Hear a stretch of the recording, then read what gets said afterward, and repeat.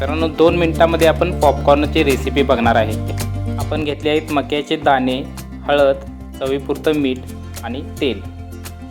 तर पहिले आपण गॅसवर कुकर ठेवलेला आहे आणि त्याच्यामध्ये आपण तेल टाकून घेणार आहे।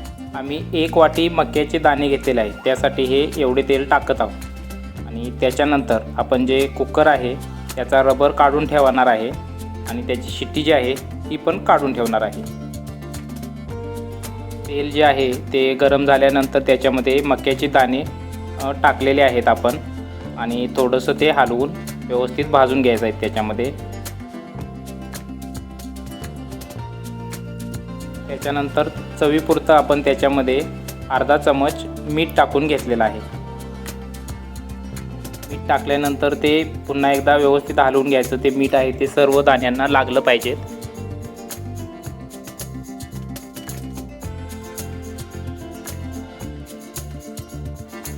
त्यानंतर आपण त्याच्यामध्ये थोडीशी हळद टाकून घेणार आहे।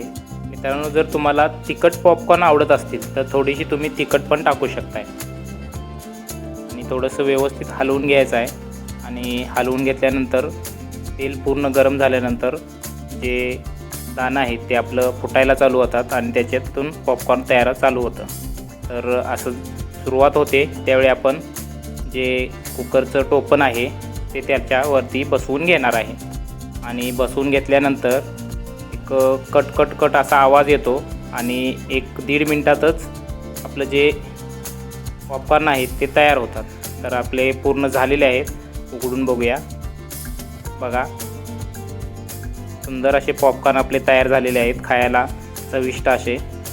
तुम्ही हे असं करा आणि रेसिपी आवडली तर माझ्या सपला विषय बाय लक्ष्मण या मराठी यूट्यूब चॅनेलला सबस्क्राईब करायला विसरू नका। बघा पॉपकॉर्न कसे व्यवस्थित छानपैकी झालेले आहेत।